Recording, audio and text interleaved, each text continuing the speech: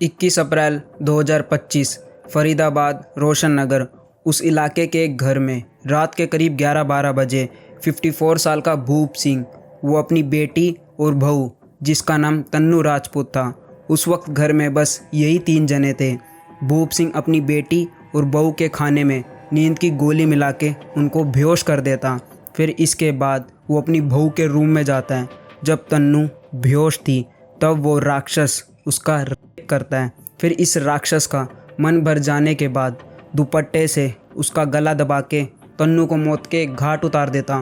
भूप सिंह इतनी बेरहमी से पहले अपनी बहू का रेप करता और फिर मर्डर, यहाँ तक कि ये 54 साल का ससुर ये मर्डर इतनी प्लानिंग और शातिर तरीके से करता है कि पुलिस को 2 महीने के बाद तन्नू की डेड बॉडी मिलती है। पर यह तो इस केस का एक छोटा सा पहलू था। इस केस में आगे चल के जो खुलासे होते और एक ऐसा टर्न लेता है जो सबके होश उड़ा देता है।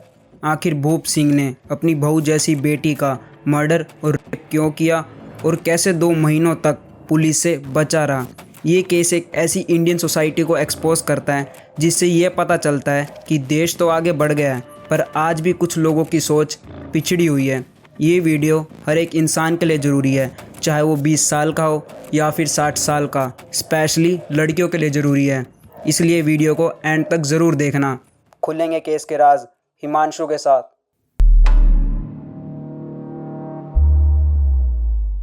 25 साल की तन्नू राजपूत सिकोहाबाद यूपी की रहने वाली थी। उसकी फैमिली में बड़ी बहन प्रीति जिसकी शादी हो गई थी, साथ ही छोटा भाई, माँ और बाप थे।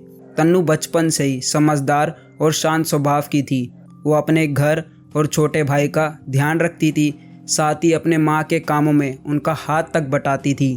अब उसकी शादी की उम्र हो रही थी, इसलिए उसके फादर रिश्तेदार के कहने पर फरीदाबाद रोशन नगर के रहने वाले भूप सिंह के पास पहुंच जाते, जो अपनी वाइफ सोनिया, बेटी काजल और 28 साल के अरुण सिंह बेटे के साथ रहा करते थे। साथ ही इनका गारमेंट का बिजनेस था। फिर तन्नू के फादर ये रिश्ता मंजूर कर लेते, ये सोचकर कि तन्नू इधर बहुत खुश रहेगी, इसको कोई दिक्कत नहीं होगी। इसके बाद 21 जून 2023 को धूमधाम से तन्नू और अरुण की शादी हो जाती। यहाँ तक कि शादी में तन्नू के फादर ने अपनी हैसियत से ज़्यादा दहेज दिया। पर 21 जून ये आखिरी दिन था जब तन्नू दिल से खुश और चेहरे पे मुस्कान थी, क्योंकि जैसे ही वो अपने ससुराल जाती, शादी के 1 महीने बाद से ही अरुण और उसकी फैमिली ने तन्नू को टॉर्चर और हरास करना शुरू कर दिया था। यहाँ तक कि वो जब पहली बार घर आती तब मुंह दिखाई वगैरह कोई रस्म तक नहीं करते। तन्नू के साथ ऐसा व्यवहार करते हैं जैसे बाहर से कुछ सामान उठा के अपने घर ले आए। उसके साथ घर की बहू जैसा नहीं, नौकरानी जैसा व्यवहार करते। शादी के बाद से ही तन्नू की ज़िंदगी बद से बदतर हो गई थी। उसको घर में ही कैद रखते और ज़्यादा बाहर किसी से मिलने नहीं देते थे, और साथ ही उस पर और ज़्यादा पैसे देने का दबाव भी डालते थे। शादी के 1-2 महीने बाद ही तन्नू अपने मायके चली जाती और वहीं पे रहने लग जाती। अब जैसे तैसे 7-8 महीने बीत जाते हैं, तब तन्नू के फादर उसको वापस अपने ससुराल जाने के लिए बोलते और एडजस्ट करने के लिए बोलते। इतना सब कुछ पता होने के बाद भी उसको वापस जाने के लिए बोलते हैं, और इस चीज़ में पंचायत भी इन्वॉल्व होती है। इसके बाद तन्नू ससुराल वापस आ जाती। 1-2 महीने तो अच्छे से निकल जाते हैं, पर फिर अरुण और उसकी फैमिली ने अपने रंग दिखाना शुरू कर दिया था।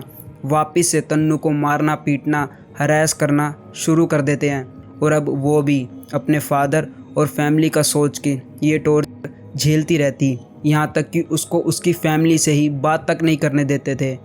फ़ोन करती थी, अरे वो बात नहीं कर रही है, मैं मुझे वीडियो कॉल पे दिखा दो, मैं दूर से देख लूँगी कि मुझे वीडियो कॉल करना नहीं आता। उसका ससुर बोल रहा था। एक तरह से वो घर तन्नू के लिए जेल से कम नहीं था। 22 अप्रैल 2025 तन्नू अचानक घर से गायब हो जाती और उसकी सास मोहल्ले वालों को ये बताती है कि उसकी बहू अपने बॉयफ्रेंड के साथ घर से भाग गई, और साथ ही उसके घर वालों को भी इन्फॉर्म कर देती है। जैसे ही तन्नू के घर वालों को ये बात पता चलती है, तब उनके पैरों तले ज़मीन खिसक जाती और अंदर से टूट जाते, क्योंकि ऐसे तो तन्नू अचानक गायब नहीं होगी, इसमें कुछ तो गड़बड़ है। क्या सही में तन्नू गायब हुई थी या फिर राज कुछ और ही था? 25 अप्रैल 2025 अरुण सिंह पल्ला पुलिस स्टेशन जाकर तन्नू की मिसिंग कंप्लेंट लिखवा देता कि हमने 3 दिन वेट किया, इधर उधर ढूंढा और उसके मायके में भी पूछा, पर तन्नू के बारे में कुछ नहीं पता चला। अरुण बहुत टेंशन में था। साथ ही उसका बाप भूप सिंह तन्नू की जगह जगह पोस्टर भी चिपका देता है। क्या सही में ये लोग फिक्र कर रहे थे या ये सब कुछ एक ढोंग था? इसके बाद पुलिस इधर उधर हाथ पैर मारती है, पर उनको तन्नू के बारे में कुछ नहीं पता चलता। और वैसे भी पुलिस इस केस को सीरियसली ले नहीं रही थी। अब अप्रैल से मई आ जाता है।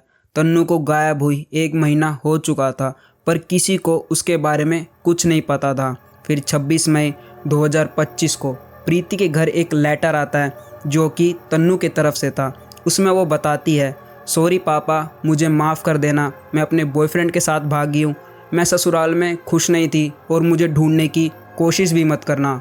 जैसे ही ये लेटर प्रीति को मिलता है, वो तुरंत ही समझ जाती है कि ये सब कुछ झूठ है।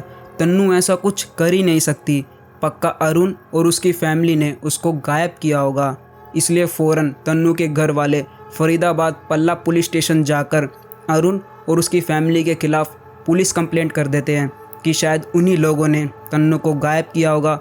साथ ही वो लोग उसको मारते पीटते टोक करते और उस पर दहेज देने का प्रेशर भी डालते थे। ये सब कुछ पता चलने के बाद भी पुलिस उसकी फैमिली के खिलाफ कोई एक्शन नहीं लेती।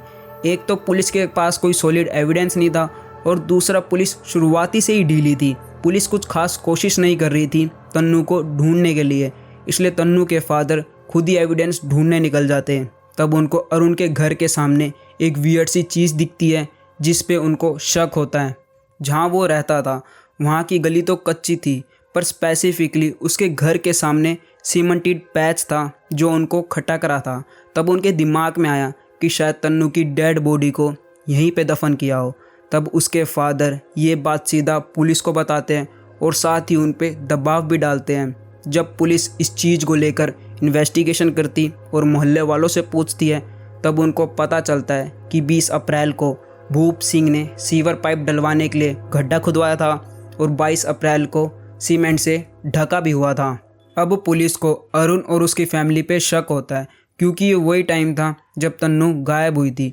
इसलिए फ़ौरन पुलिस 20 जून 2025 भूप सिंह को अरेस्ट करती है। पहले तो वो मुंह नहीं खोल रहा था, पर जैसे ही पुलिस उसके साथ सख्ती से पेश आती है तब वो टूट जाता और अपना क्राइम एक्सेप्ट कर लेता। आखिर क्यों भूप सिंह ने तन्नू का मर्डर किया था? अरुण और उसकी फैमिली उसको इतना टॉर्चर करते थे कि फाइनली तन्नू ने उसको डिवोर्स देने का डिसाइड कर लिया था। पर ख़ानदान की बेइज्जती ना हो और डिवोर्स के बाद उसको प्रॉपर्टी का कुछ हिस्सा ना देना पड़ जाए। पर तन्नू ने पैसे या हिस्से की कोई बात नहीं करी थी। उन लोगों ने खुद ही ये सब कुछ सोच लिया था। इसलिए भूप सिंह और उसकी फैमिली ने तन्नू को रास्ते से हटाने का प्लान बना लिया था। 15 अप्रैल 2025 को ही प्लान कर लेते हैं कि कैसे उसको मौत के घाट उतारना है और फिर कैसे उसकी डेड बॉडी को ठिकाने लगाना है। मतलब एक एक चीज़ पहले से ही डिसाइड कर लेते हैं।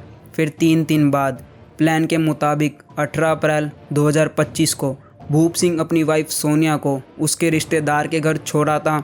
फिर 20 अप्रैल को मजदूर बुलवा के सीवर पाइप डलवाने के बहाने 10 फीट का गड्ढा खुदवा देता। अब 21 अप्रैल 2025 की रात को अरुण तन्नू के खाने में नींद की गोली मिला देता। इसके बाद वो जब बेहोश हो जाती है तब भूप सिंह उसके रूम में जाके पहले उसका रेप करता, फिर दुपट्टे से उसका गला दबा के तन्नू को मौत के घाट उतार देता।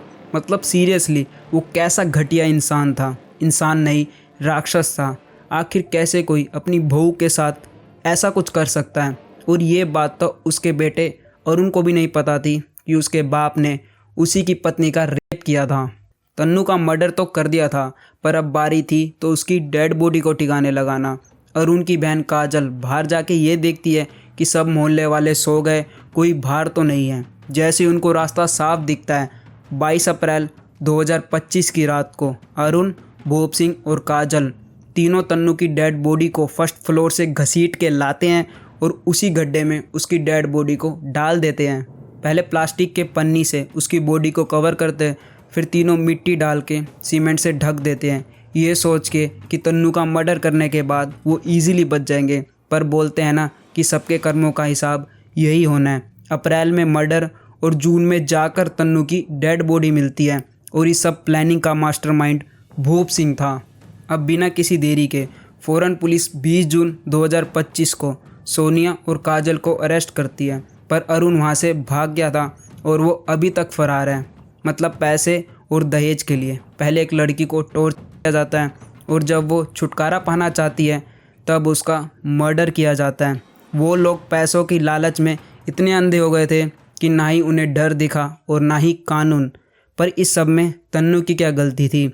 इस सब में गलती थी तो उसके फादर की, जिसने स्टार्टिंग में ही कोई एक्शन नहीं लिया और ऊपर से ये कह के भेज दिया कि एडजस्ट कर ले। सीरियसली माँ बाप अपनी इज्जत बचाने के लिए कितनी आसानी से ये सब कुछ कह देते हैं। तन्नू 1-1.5 साल से उन दरिंदों का टॉर्चर झेल रही थी। उसने बोला भी था कि मैं वहाँ खुश नहीं हूँ, पर अपनी इज्जत बचाने के लिए तन्नू को उसी खाई में धकेल देते हैं। ऐसे करके उन्होंने अपनी इज्जत तो बचा ली पर अपनी बेटी नहीं बचा पाए। पेरेंट्स को अपनी इज्जत तो दिखती है पर बच्चों की खुशी नहीं दिखती। बच्चों की खुशी क्या होती है वो? क्यों आज भी लड़कियों को बोझ मान के उनकी जल्दी शादी कर दी जाती है? और क्यों आज भी लड़के वाले दहेज के चक्कर में इतनी ज़िंदगियों के साथ खेलते हैं? खुद भी जेल गए ना, क्या मिल गया? कुछ नहीं। एक तो लड़की वाले अपने घर की लक्ष्मी दे रहे हैं, क्या वो कम है?